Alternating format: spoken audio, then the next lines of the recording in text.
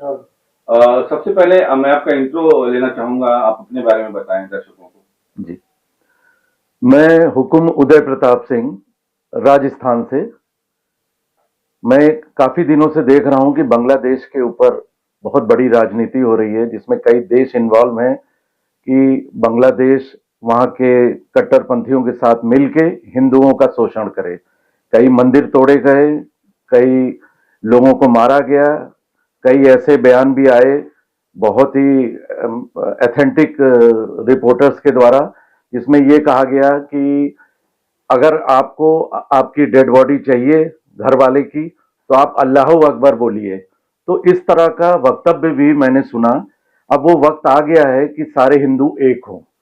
तो मैं जागो हिंदू जागो मंच से ये बात कहना चाह रहा हूं कि ये बात अब इस तरह की होती जा रही है। भारत में तो था ही पहले, अब बांग्लादेश में भी स्टार्ट हो गया है।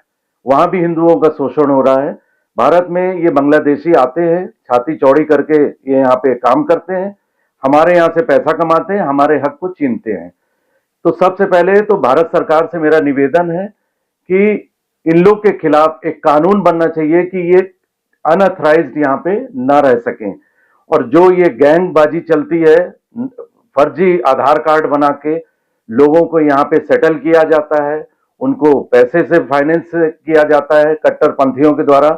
और बांग्लादेश की जो अंतरिम सरकार चल रही है, उसमें मोहम्मद यूनुस जी जो कट्टरपंथियों के दबाव में आकर वहां के हिंदुओं का शोषण कर रहे हैं, उन्हीं की मिलिट्री, उन्हीं की पुलिस और उन्हीं के लोग उनको इस बात पे मजबूर कर रहे हैं, या तो धर्म परिवर्तन करो या तो इस देश से यहां से चले जाओ या मर जाओ।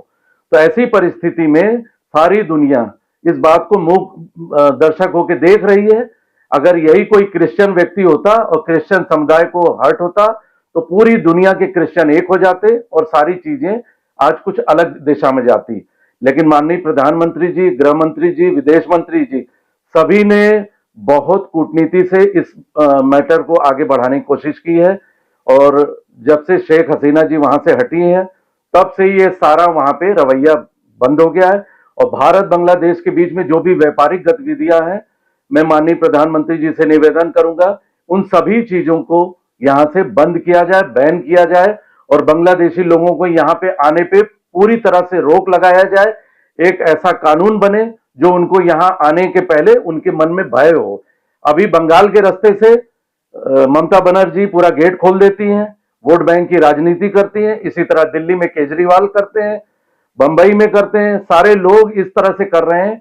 अभी बहुत सारी चीजें कंट्रोल हुई है, लेकिन अभी बहुत कंट्रोल बाकी है। मैं हर हिंदू से यही निवेदन कर रहा हूं, आप जिस जगह खड़े हैं, जहां खड़े हैं, जिस हालत में हैं, आप लोग हिंदुओं के बारे में सोचें। हिंदुओं को इस तरह से वध करके, उनका शोषण करके, उनकी लड़कियों के साथ अभद्र व्यवहार करके, भारत में भी हुआ बहुत सारा केस जिसमें लड़कियों को काट काट के टुकड़े करके फ्रिज में रखे गए। इस तरह की चीजें अब हिंदू नहीं बर्दाश्त करेगा। और इस पे अंतर्राष्ट्रीय स्तर पे मैं 2-3 देशों में जा भी रहा हूं और वहां पे ये आवाज उठाऊंगा।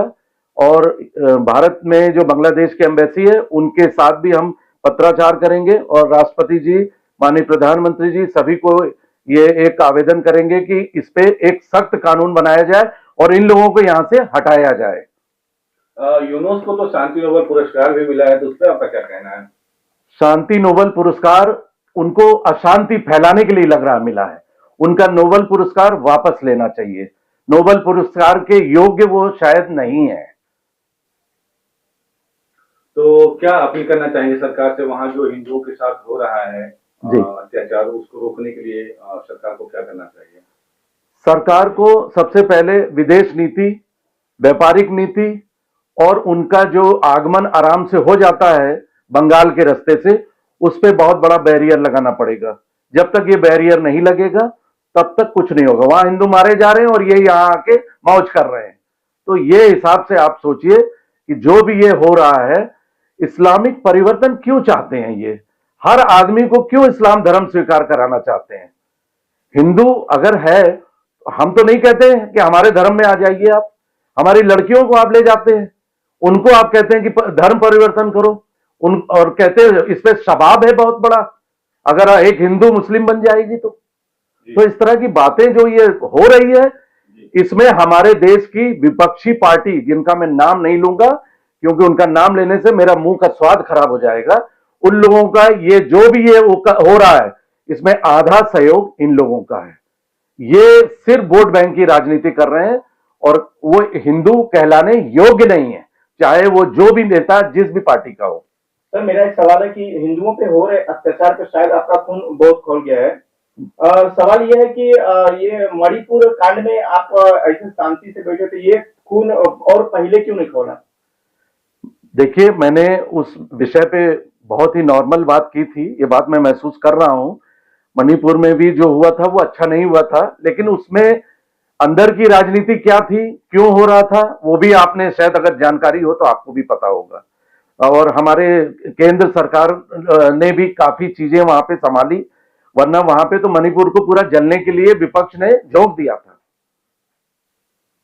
लेकिन देश में सर भाजपा की सरकार है, हिंदुत्ववादी सरकार है, वो जिस तरह का एक्शन लेना चाहिए उस तरह से कुछ एक्शन लिया नहीं है, तो आप क्या कुछ कहना चाहेंगे? मैं कहना चाह रहा हूं कि बांग्लादेश में 50 मंदिर तोड़ दिए, कोई दिक्कत नहीं आई, कोई भी नहीं बोल रहा है इस समय देश में। यहां पे जरा सा कोई मस्जिद मंदिर की राजनीति होती है, तुरंत हिंदुओं को टारगेट कर दिया जाता है कि ये एक पक्ष को ही देख रहे हैं और सारे देश को छोड़ के चल रहे हैं, और उसका विरोध करते हैं, पार्लियामेंट में विरोध करते हैं और मीडिया के जरिए विरोध करते हैं। मैं बस इतना ही कहना चाह रहा हूं, इसमें बहुत लंबी बात आपका करके समय नहीं खराब करूंगा। जो भी ये हो रहा है, इस पे सख्त कानून अगर नहीं बनेगा तो हिंदू हिंदू नहीं रह जाएगा। अब जागने का टाइम आ गया है और हिंदू इतनी कमजोर जाति नहीं है कि उसके ऊपर कोई भी चढ़ के निकल जाए। अगर अब ये चीज नहीं संभलेगी तो हर हिंदू को सड़क पे आना पड़ेगा, और आएगा हर हिंदू।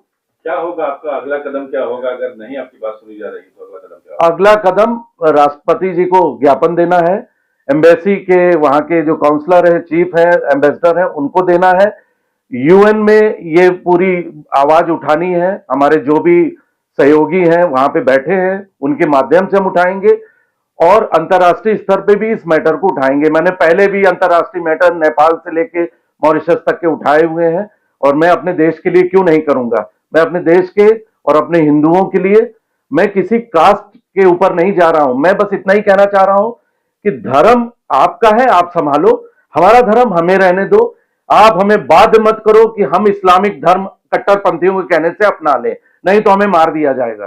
तो मैं सबसे पहले खुद कह रहा हूं कि मारना है तो सबसे पहले मुझे मारो। आज के बाद हर दिन बोलता रहूंगा मैं, और बोलूंगा, आवाज उठाऊंगा, और बांग्लादेश का ये जो सिस्टम चल रहा है बंगाल के रास्ते से, इसको बंद कराना प्रधानमंत्री जी के हाथ में है। अगर उसको वो चाहे तो तत्काल बंद करवाएं। जो घुसपैठ करके बांग्लादेशी यहाँ रह रहे हैं, उनको अगर चाहे यहाँ की जनता तो अपने अगल बगल के लोगों को चिन्हित करे कहाँ ये फालतू आदमी है।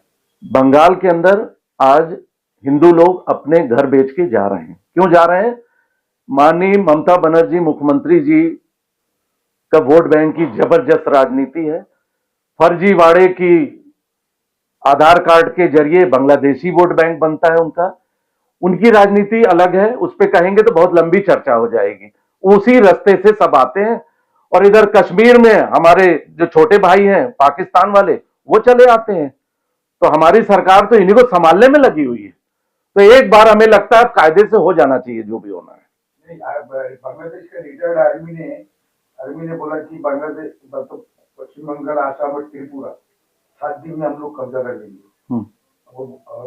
मतलब वहाँ पे ढाका में रास्ता पे उन लोगों ने ये ऐलान किया कि हम लोग 7 दिन में मतलब दखल कर देंगे। अभी ममता ने एक स्टेटमेंट दिया था कि बॉर्डर सिक्योरिटी सेंट्रल गवर्नमेंट के हाथ में है, और नेशनल इशू और सेंट्रल गवर्नमेंट, बीजेपी सरकार, मोदी सरकार जो करेंगे उसके निर्णय में हम साथ देंगे। उसके बाद ममता ने एक स्टेटमेंट दिया था कि इंडिया का शांति सेना वहां पे जाना चाहिए, भेजना चाहिए। उसके ऊपर ममता के ऊपर बांग्लादेश में विरोध हुआ कि हमारे इधर सैनिक घुस के बताओ। उसके बारे में आप क्या कहेंगे? मोदी सरकार से क्या कहेंगे? शांति सेना भेजना चाहिए कि नहीं भेजना चाहिए? देखिए, जहां अशांत माहौल है वहां शांति सेना जाने से कुछ होने वाला नहीं है। और रही बात बांग्लादेश इंडिया पे कब्जा कर लेगा इतने स्टेट पे, 24 घंटे में बांग्लादेश का पता नहीं चलेगा। भारत इतना मतलब सैनिक और सैन्य शक्तियों से संपूर्ण हो चुका है कि चाइना ऐसी गवर्नमेंट भी आज इस बात को मानती है कि भारत बहुत मजबूत देश हो गया है, और अगर वो ख्वाब देख रहे हैं दिन में, तो ये उनकी खुद की हसरत है। जिस दिन होगा एक एक हाथ, 24 घंटे में बांग्लादेश भारत के अंदर होगा, और पीओके में भी क्या होने जा रहा है, क्या हो रहा है, सबको दिख रहा है। वहां के लोग भी असंतुष्ट है पाकिस्तान से, तो ये लोग असंतुष्ट हैं। असंतुष्ट आदमी क्या करता है, मारपीट काटपीट यही चलता है, और कोई डेवलपमेंट की बात नहीं करता है।